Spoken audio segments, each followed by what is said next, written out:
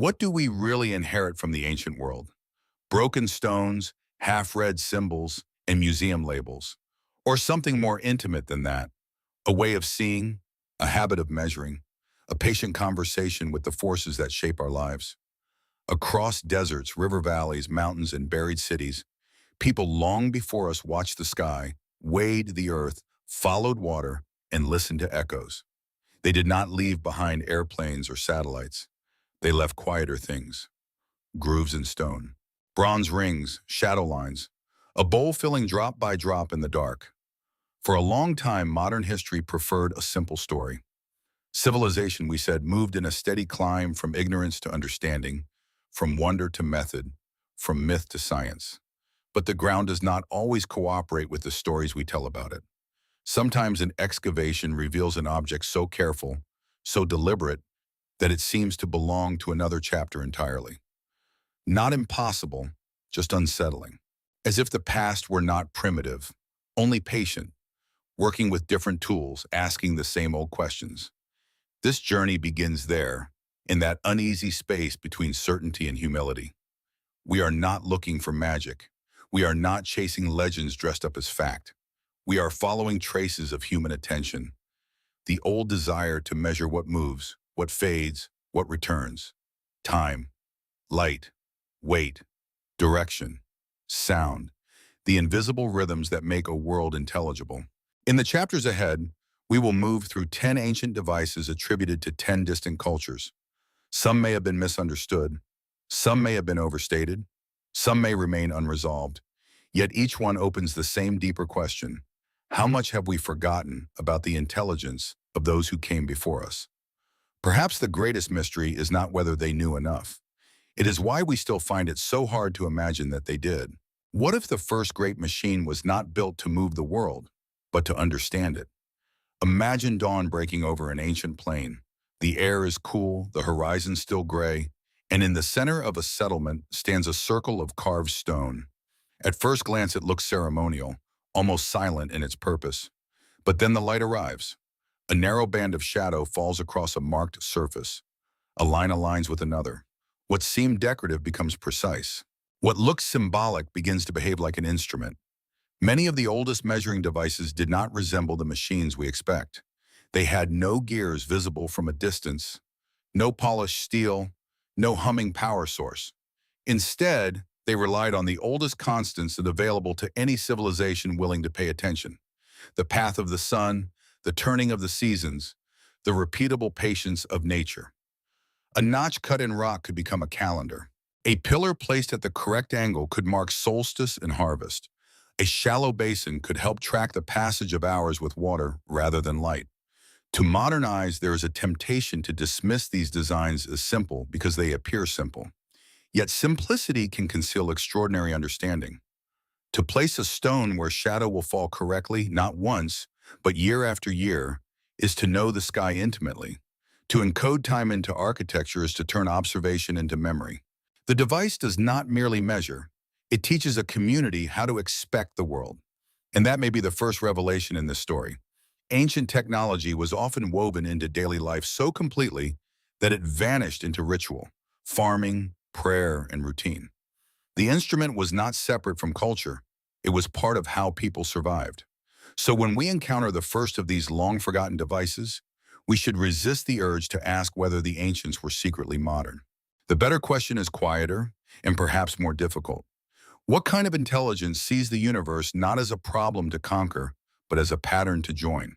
It began, perhaps, with a circle of bronze no wider than a human hand and a sky that refused to stay still. In the ruins near ancient Sippar, archaeologists once reported the discovery of a remarkable disc buried beneath clay, broken masonry, and the residue of a collapsed observing site. Its surface was marked with rings inside rings, each incision measured, disciplined, almost stubbornly exact. This did not look like ornament, it looked like thought made visible. The more closely the object was studied, the more unsettling it became. The outer edge appeared to divide the circle with a precision that suggested repeatable angular measurement, not casual symbolism.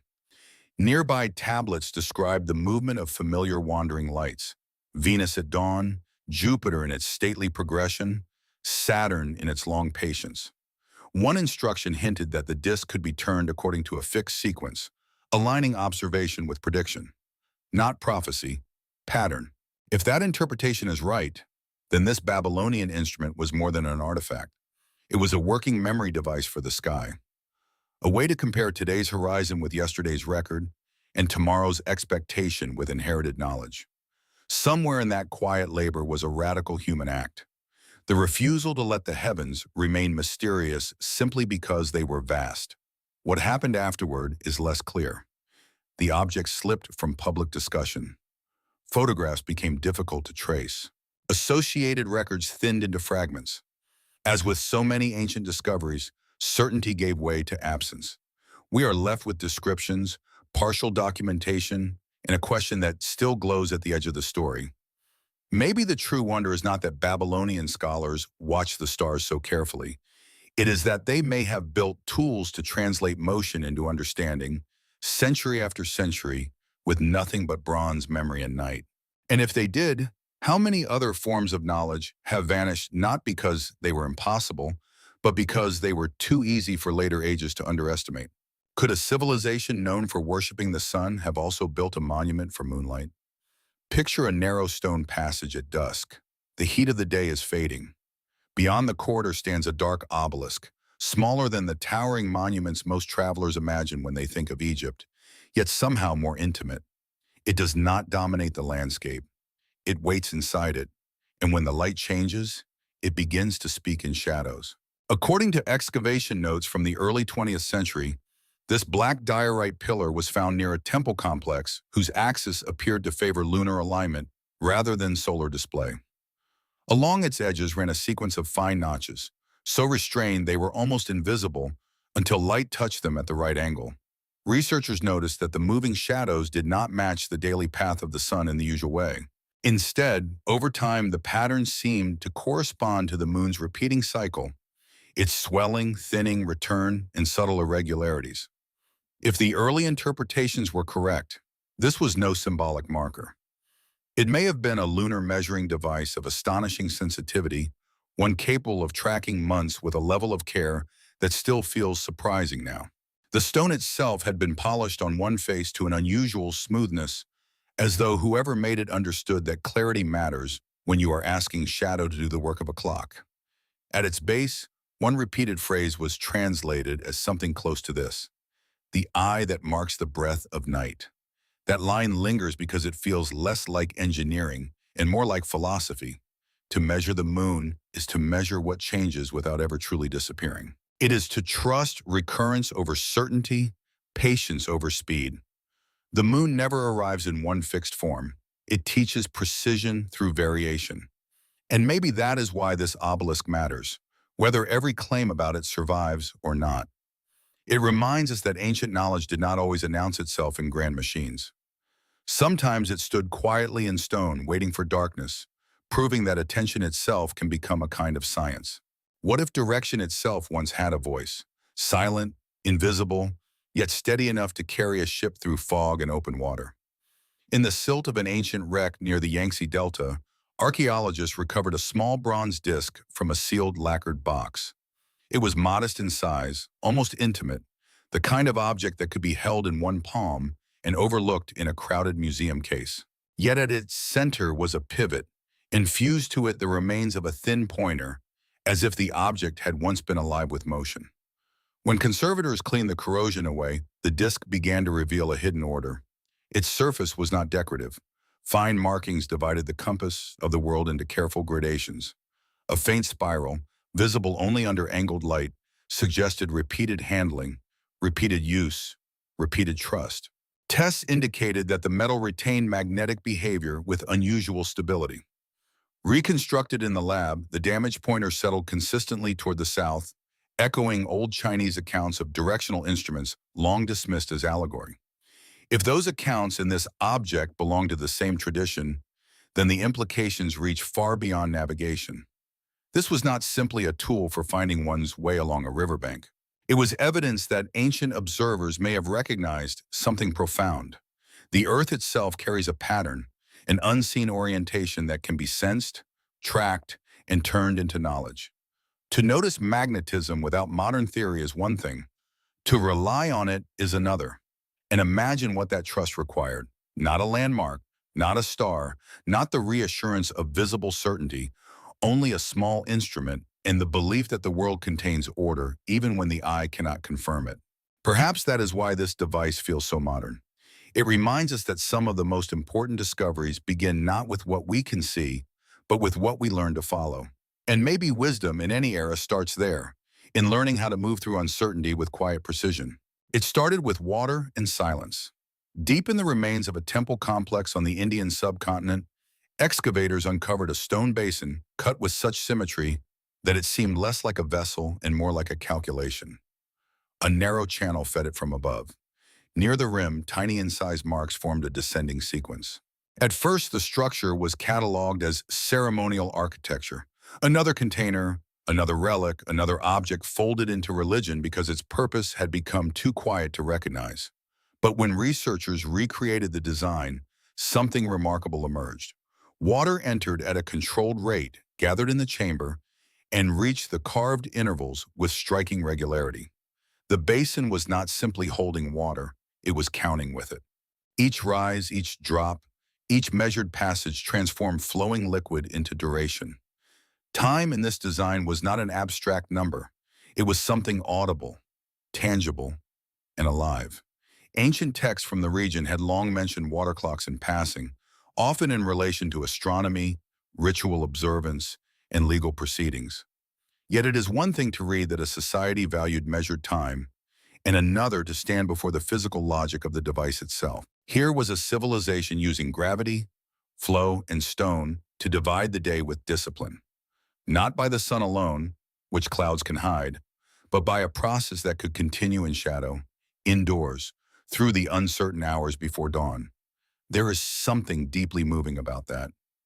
A water clock does not command time. It witnesses it. It accepts that every moment passes and still insists that passing can be known. The instrument works only because loss is continuous. The bowl empties, the chamber fills. The level changes, and because it changes, meaning appears. Maybe that is why ancient measuring devices still feel intimate. They do not separate knowledge from the body. You hear the trickle, you watch the line rise, you wait beside it, and in that waiting you begin to understand that measurement was never just about control, it was also about attention, the human desire to stay present as the world moved on. What can a sound tell us when the eye has already failed?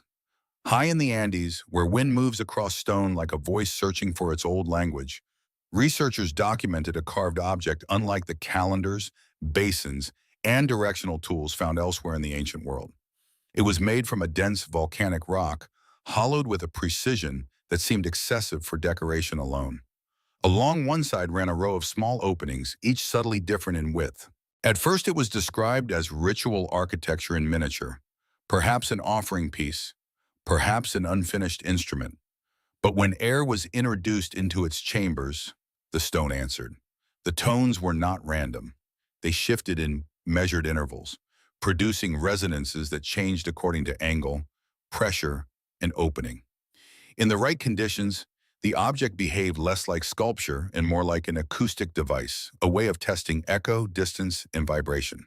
Some scholars propose that it may have helped builders understand how sound moved through ceremonial spaces or mountain enclosures. Others suggested it was used in communication, sending distinct tones across difficult terrain where sightlines were unreliable. Whether either theory is fully right matters less than the intelligence the object reveals.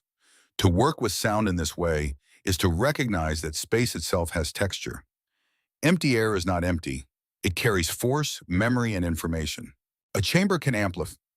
A canyon can answer. A note can travel farther than a person and arrive intact where footsteps cannot.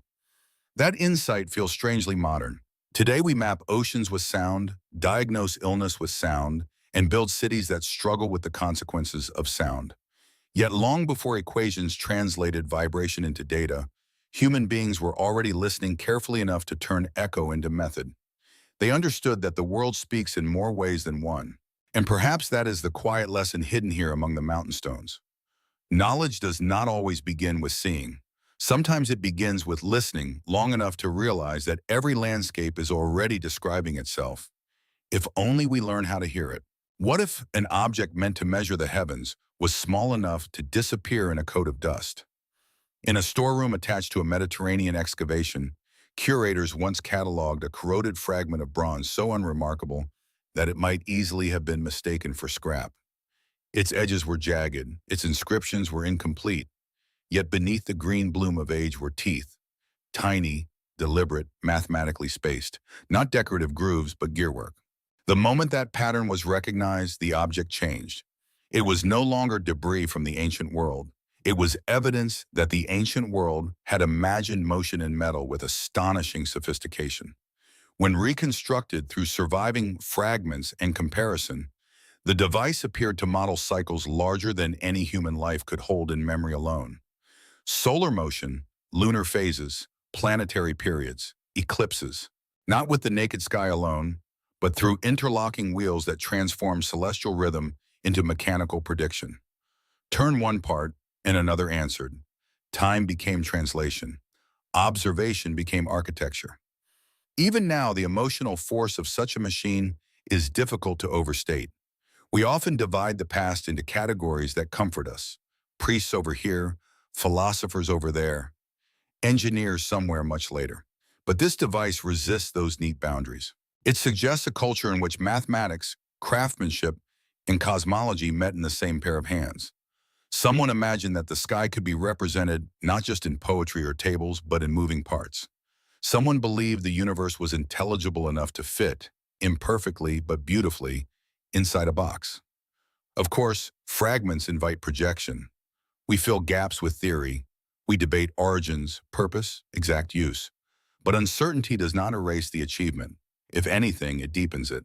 We are looking at a remnant of an idea so ambitious that even in ruin, it still rearranges our sense of what ancient people were capable of making. And maybe that is the lasting power of such objects. They remind us that human beings have always tried to compress the vast into the graspable. A gear turning in darkness can carry the shape of a season, the promise of an eclipse, the memory of a sky no one alive will ever see again. What can be learned from a line so thin it nearly disappears?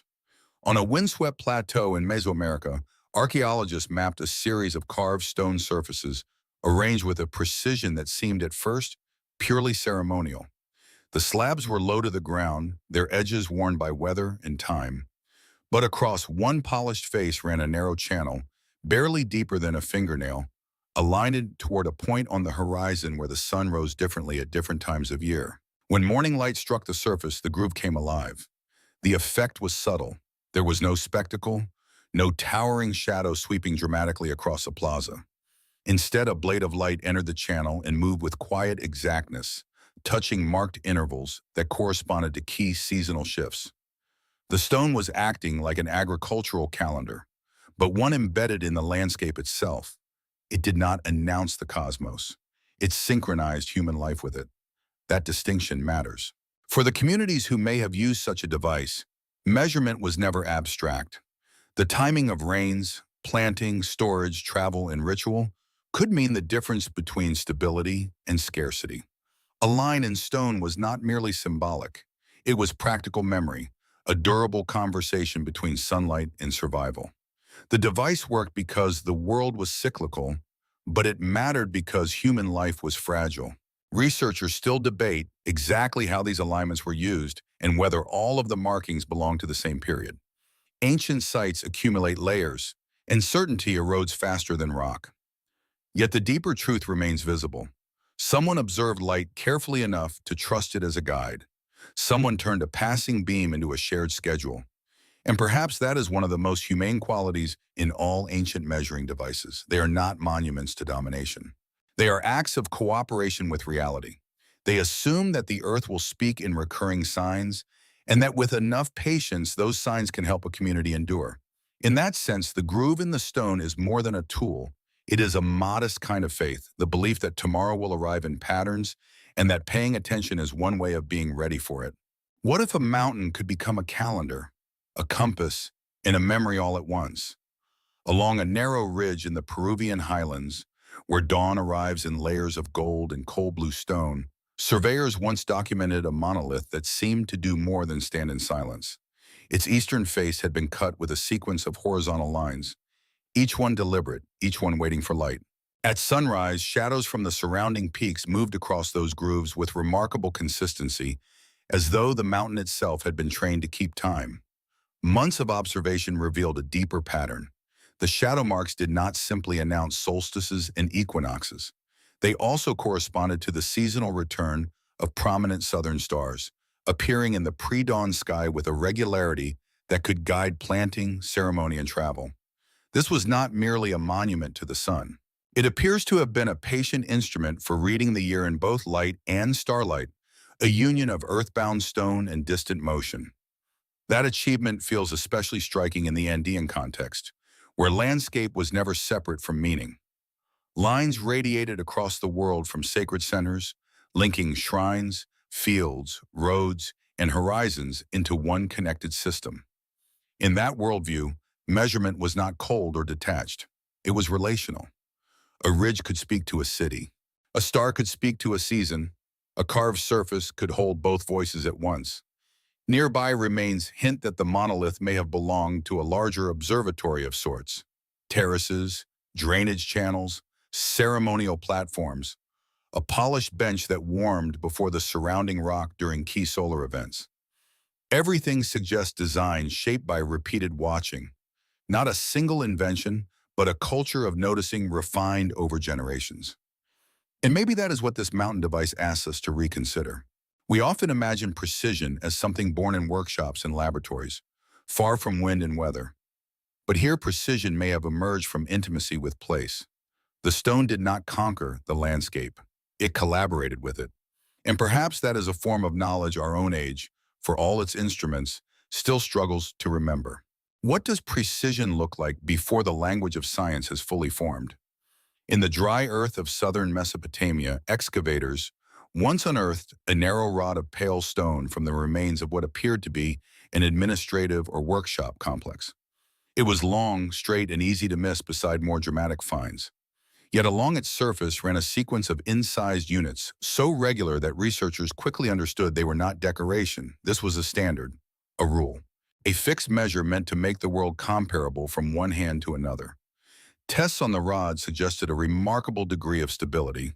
The material expanded and contracted less than expected across wide temperature shifts, making it unusually reliable in a climate defined by heat, dust, and seasonal variation. More striking still, the engraved divisions corresponded closely to dimensions found in nearby foundations, drainage channels, and brick courses, as though builders across the settlement had been working from a shared reference system rather than rough approximation.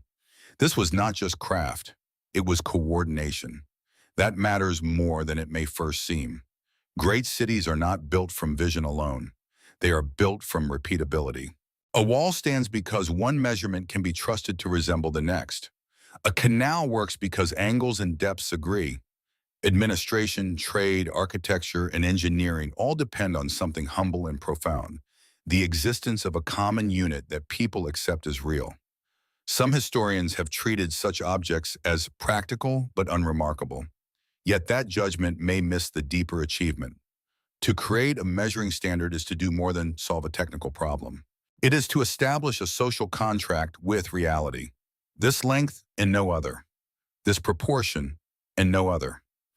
In a world shaped by wind, water, and human error, the rod becomes a quiet promise that truth can be stabilized, if only for a moment. Perhaps that is why the survival of such an object feels strangely moving. It reminds us that civilization is not only made of monuments and myths, it is also made of agreed-upon lines, small, exact, nearly invisible lines that allow strangers, generations apart, to build as if they trust the same world. What if the oldest maps were not drawn on parchment, but carved into the logic of stone and water?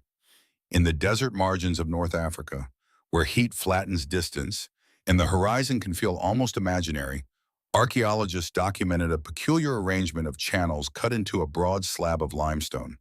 At first, the structure appeared incomplete, perhaps part of irrigation, perhaps ceremonial, but the channels led nowhere useful. They forked, narrowed, widened again, then converged into shallow basins marked with tiny incisions. It was not a practical water system. It was a model. When researchers poured water through a reconstructed section, the design revealed its purpose with quiet brilliance.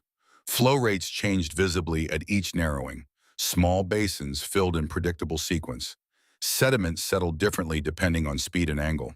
The slab seemed to function as a teaching device or predictive tool, a way of understanding how water behaves before committing labor to canals, reservoirs, or flood control beyond the workshop.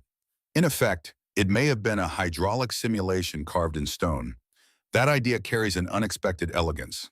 Before equations were written in modern notation, before scaled blueprints became routine, someone may have been studying movement through analogy. Miniature channels stood in for real ones. Controlled water stood in for seasonal force. The landscape was reduced not to diminish it, but to make it legible. This is one of the oldest habits of science, to build a smaller world in order to think clearly about the larger one. Of course, interpretation remains cautious. Ancient objects often survive without instructions, and silence invites projection. Yet even the most conservative reading leaves us with something striking. A culture attentive enough to experiment with flow, shape, and consequence. Not simply reacting to nature, but rehearsing it. And perhaps that is the larger human insight hidden in this stone. We do not study the world only by confronting it at full scale. Often we understand by creating careful versions of reality and watching what they reveal. A carved channel, a moving stream, a hand waiting beside the basin. Sometimes knowledge begins there in miniature before it dares to shape the world outside. What survives when the instrument is gone, but its way of thinking remains? By the time we reach the final devices in this story, a pattern has begun to emerge. They come from different climates, different languages, different cosmologies. Some measure shadow, some follow water. Some listen for echo, orient to magnetism, or translate celestial motion into metal. Their forms vary, their purposes blur, and in many cases the evidence is incomplete. Yet beneath the differences lies a shared instinct, to live more intelligently inside uncertainty. That may be the most important revelation of all. The ancient world was not waiting passively for knowledge to arrive from the future. It was already building methods, patient, local, often beautiful methods, for turning observation into memory and memory into action. A carved groove, a calibrated rod, a basin marked by water lines. Each one says the same thing in a different dialect. The world changes, but not without pattern. We can learn those patterns. We can build with them. We can pass them on. And still, there is loss everywhere in this record. Devices break. Context disappears. Libraries burn. Meanings drift. Modern scholars inherit fragments and must reconstruct intention from damage. That work requires humility because the past rarely yields clean answers. Sometimes what looks advanced may prove ordinary. Sometimes what seems ordinary may conceal an idea centuries ahead of its assumed time. The danger is not mystery itself. The danger is our hunger to resolve it too quickly. So perhaps this chapter is less about any single object than about the fragile continuity of human curiosity. Across millennia, people have stood in wind, darkness, floodplain, workshop, temple, and field, asking a simple question: how does this world move? Every instrument described in this journey is one form of reply, not a final answer, a disciplined gesture toward understanding. And maybe that is enough to honor. Not certainty, but attention. Not superiority, but participation. The ancients were not trying to escape the unknown. They were learning how to meet it with tools, patience, and wonder. In that sense, their work is not behind us. It is still happening every time we choose to look carefully at the world and ask what it is trying to teach. So where does this leave us? After the stones, the bronze, the water, the shadows, the vanished instructions, and the fragments that still refuse to become simple. Perhaps here at a more honest threshold. We began with the idea that ancient measuring devices might challenge the story modern people tell about progress. We end with something quieter and maybe more important. These objects do not ask us to believe in impossible histories or hidden powers. They ask us to reconsider the depth of human attention. They remind us that knowledge does not belong to one era alone. It appears wherever people observe carefully, remember faithfully, and shape tools that let meaning endure. Across continents and centuries, the same longing returns. To know when the river will rise, to mark the moon without losing count, to travel when the stars are obscured, to build walls, canals, and cities with shared proportion, to hear space, to anticipate seasons, to make the invisible, if not visible, at least dependable. In every case, measurement becomes something more than technique. It becomes a way of living with uncertainty without surrendering to it. That may be why these artifacts continue to move us. They are not only records of intelligence, they are records of humility. Each one begins with the recognition that the world is larger than any individual life, and yet still open to understanding in pieces. A line in stone, a marked rod, a rotating disc. A basin filling in the dark. Small acts against vastness. Modest devices carrying enormous trust. We often imagine the future as a place of ever greater complexity, and perhaps it is. But the past offers another lesson. That wisdom can also be elegant, local, and deeply attentive to the rhythms already around us. Maybe the question is not how ancient people did so much with so little. Maybe the question is whether we, with all our instruments, still know how to notice what they noticed. In the end, truth may not arrive as a finished monument. It may come the way it always has, slowly through observation, through doubt, through wonder, and through the enduring human hope that the world, however mysterious, can still be read.